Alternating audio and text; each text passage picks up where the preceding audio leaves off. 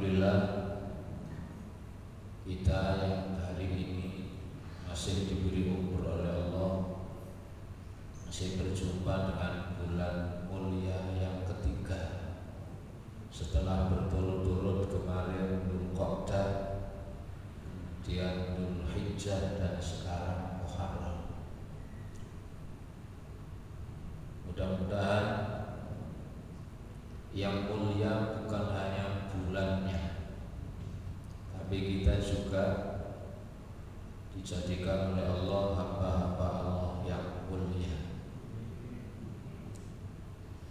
dan juga sekaligus bertanda dengan pergantian tahun yang kemarin 1445 lalu sekarang menjadi 1446. Ini isyarat bahwa jatah hidup kita berarti terus berkurang, dan perlu kita garis bawahi, umur itu dipakai apa tidak dipakai pasti habis. Kita diam saja, gak lapo-lapo, gak ngapa-ngapain, itu habis.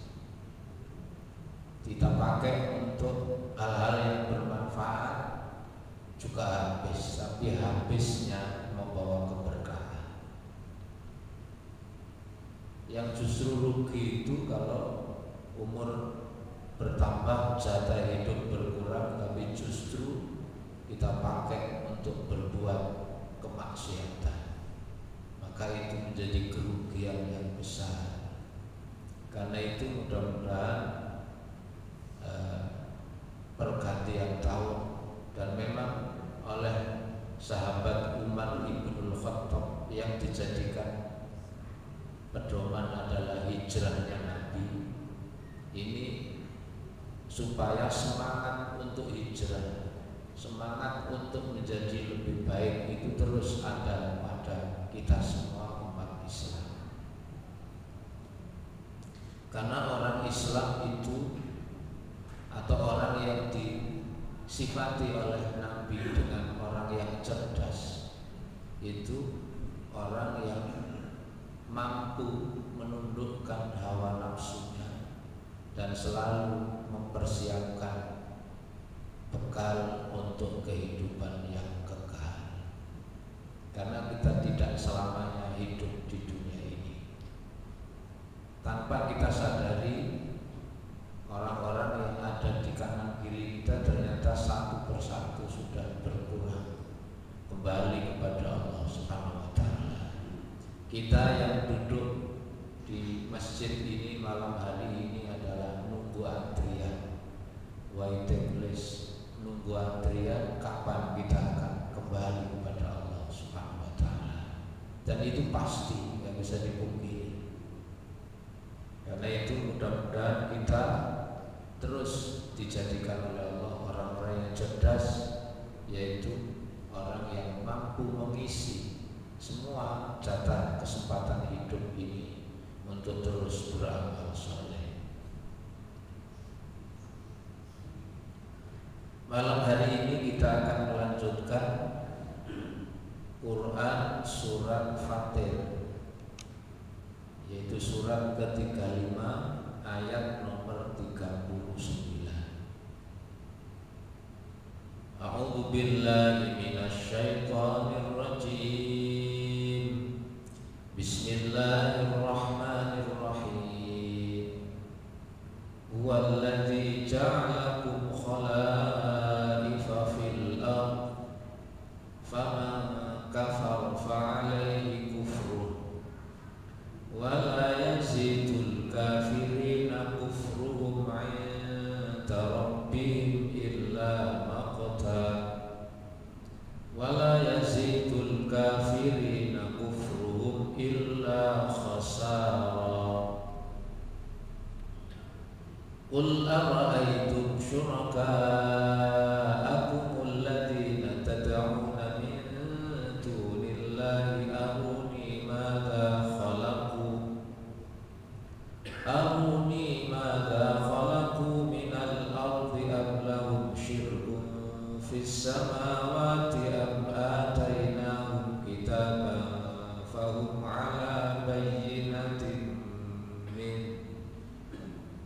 bal iyya'idul zalimuna ba'dhum ba'dan illa ghurura.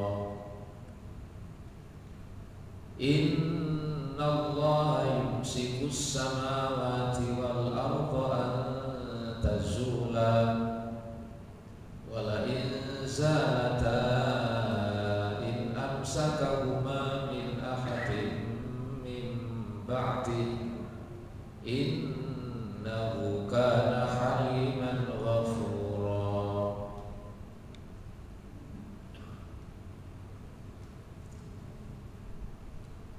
Walladzi ja'alakum, dialah yang telah menjadikan kalian khalaifa. Khalaifa itu jamak dari khalifah. Dialah yang telah menjadikan kalian khalifah fil ardi, di bumi. Faman kafara, maka siapa yang kufur alias tidak beriman, memilih ingkar terhadap aturan Allah, fa'alaihi, maka bahaya atas kekufurannya itu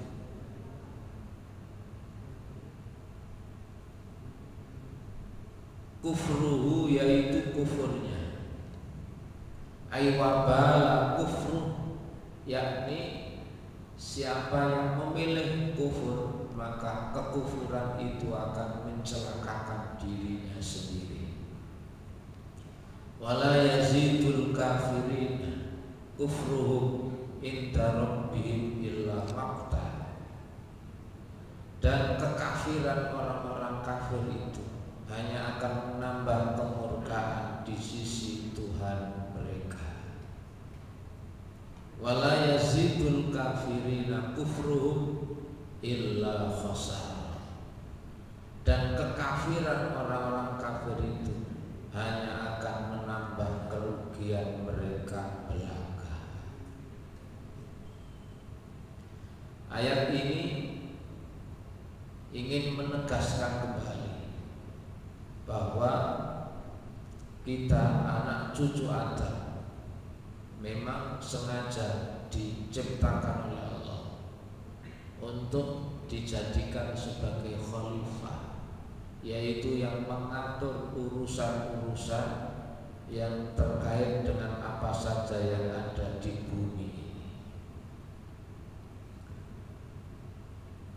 Karena itulah Allah kemudian mengutus para rasul agar ketika menjadi khalifah itu ada panduannya.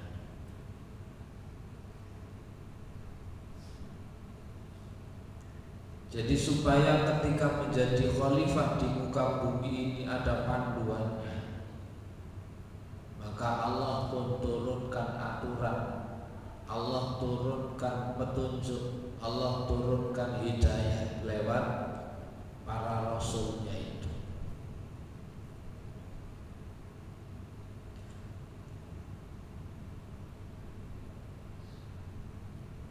Lalu Allah persiapkan, Allah fasilitasi semua yang ada di bumi ini berbagai macam anugerah karunia Allah.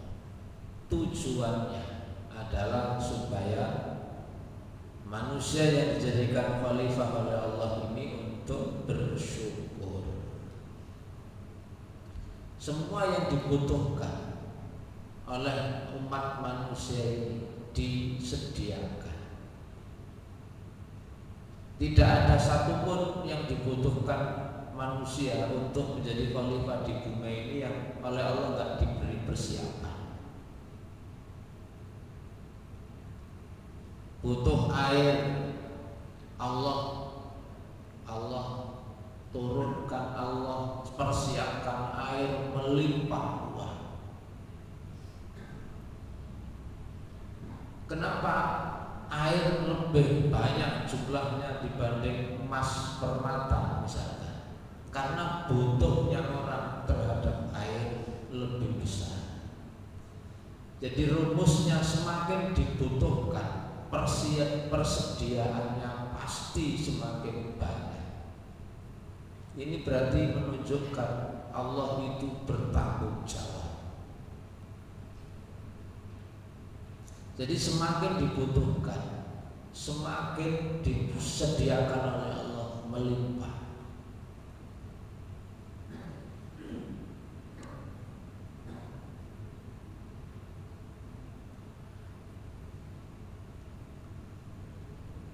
Bahkan kalau kita kembali kepada surat Al-Baqarah dahulu, Huwallazi khalaqalakum ma fil ardi jami'an, bahwa dialah Allah yang telah menciptakan untuk kalian semua. Apa yang Allah ciptakan di muka bumi ini dipersiapkan untuk kalian semuanya.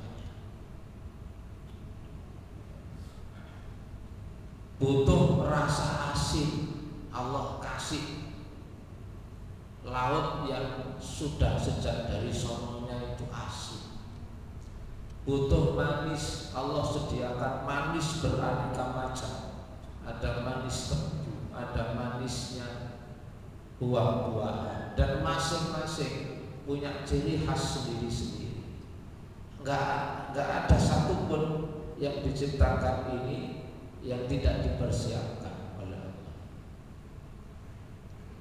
Manusia itu cukup bersyukur.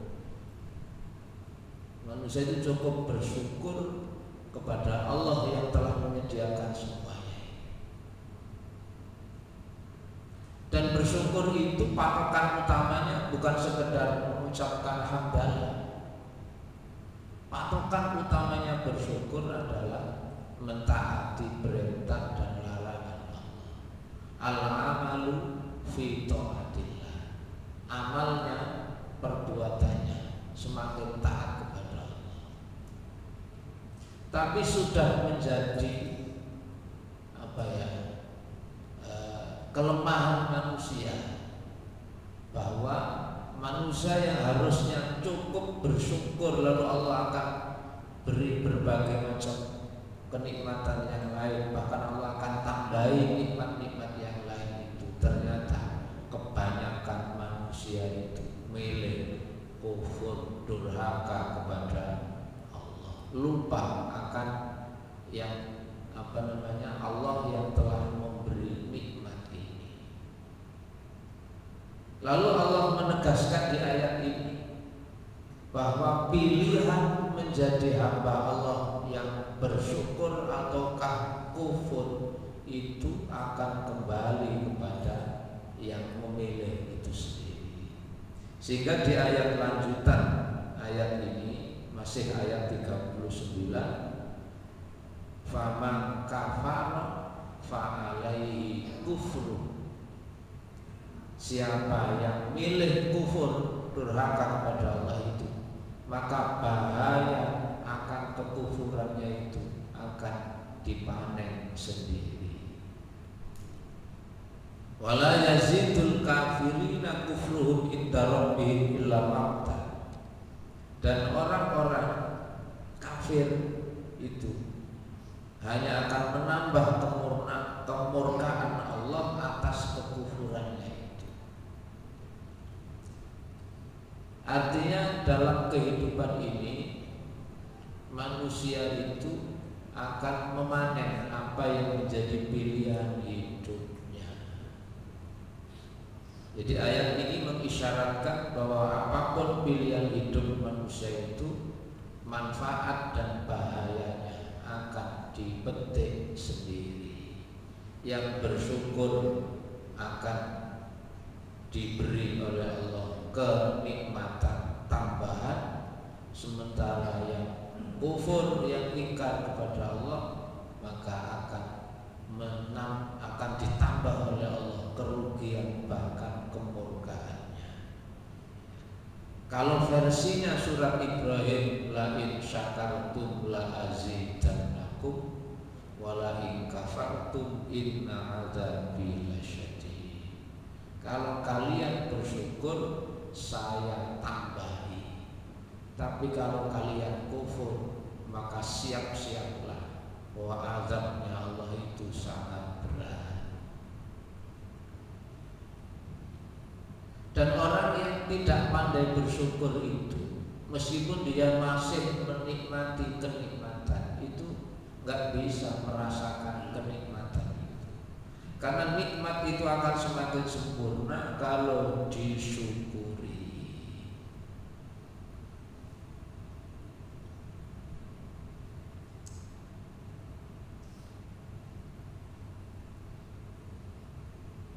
Jadi ayat ini memperingatkan kepada kita bahwa kita yang oleh Allah diamanai menjadi khalifah ini, supaya dengan semua fasilitas dan kenikmatan yang Allah berikan kepada kita ini tidak menambah kufur, tetapi justru akan menambah rasa syukurnya kepada Allah.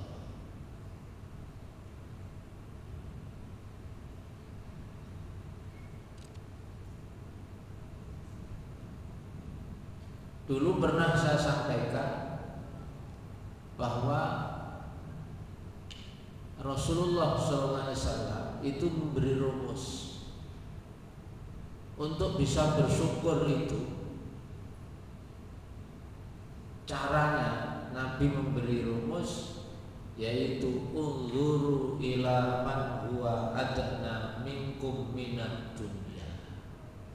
Rumus yang diberikan Rasul itu, lihatlah yang di bawah kalian kalau itu menyangkut urusan-urusan duniawi. Orang itu tidak akan bisa bersyukur kalau urusan dunia melihat atasnya. Jadi untuk bisa bersyukur itu cukup lihatlah yang di bawah, bahwa ternyata yang lebih susah dari kita itu banyak. Orang itu seringkali fokus kepada kesulitannya sendiri.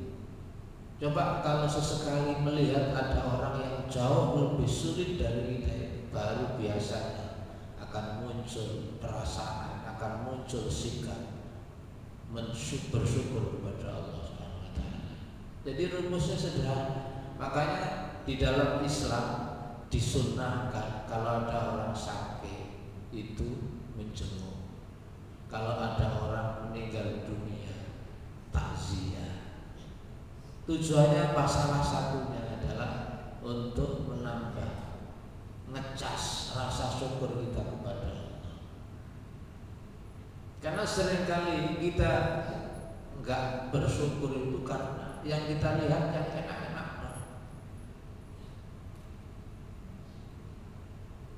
Pernah ada orang, ini saya sedang menunggu, jadi menunggu waktu itu keponakan saya di rumah sakit Dr. Stomo karena kecelakaan, lalu rahangnya ini patah,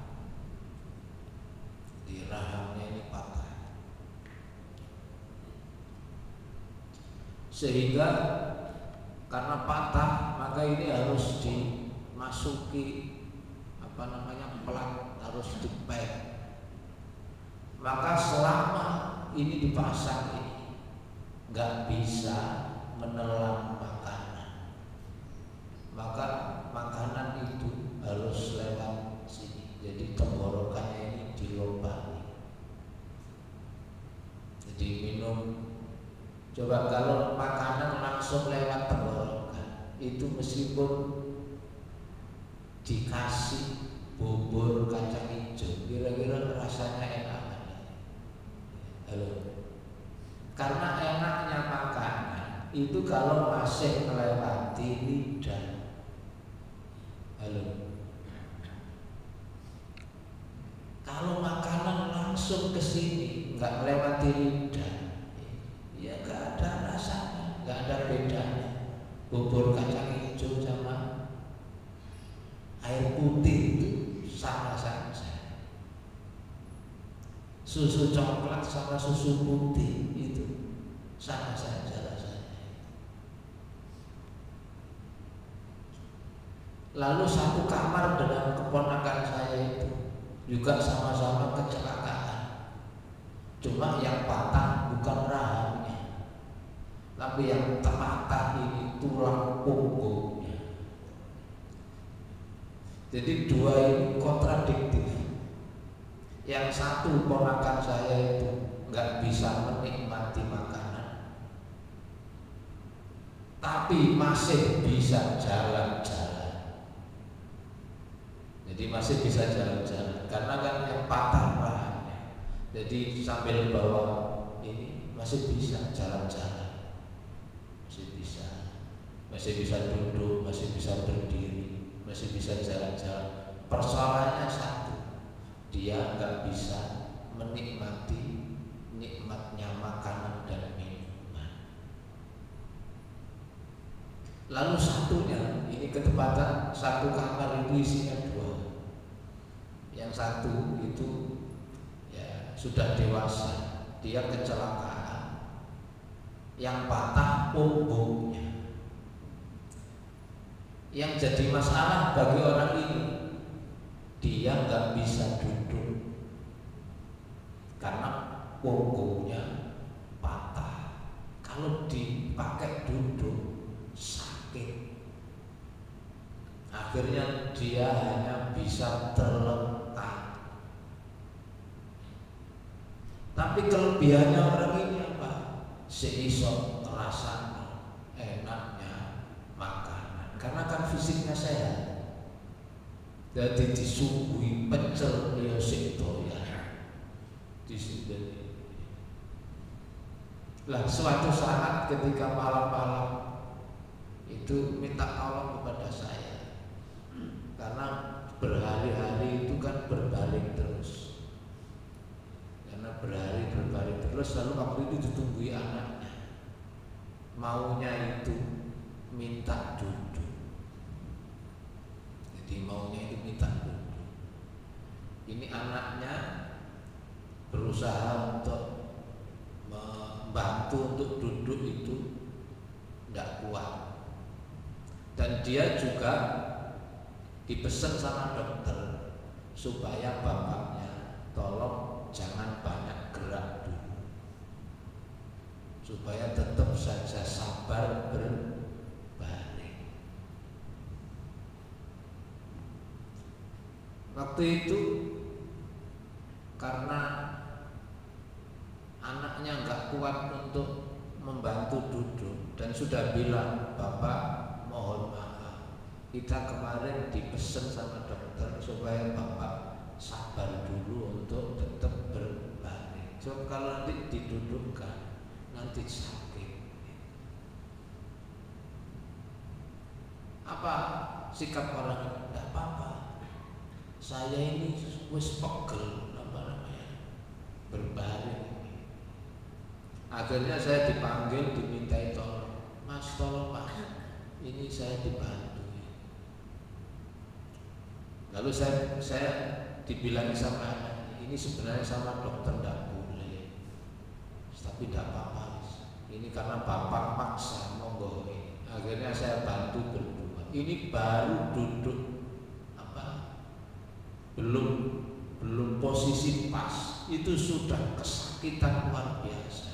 Akhirnya minta dibaringkan lagi. Setelah itu beliau ngomong begini, enak ponakan ini sampean ya, seisok jalan-jalan. Ya cuma di dalam lah. Ponakan saya ketika diomongi begitu itu ya rada berubah. Enak apa? Wong memang betul bisa jalan-jalan. Masalahnya kayak iso ngrasakno bubur kacang hijau. Ya apa? Dikasih makanan normal, disuruh ngunyah makanan ndak bisa. Sementara orang ini sik doyan mangan. Orang kecelakaan itu kan tubuhnya masih sehat, sik doyan mangan. Persoalannya gegere cuklek.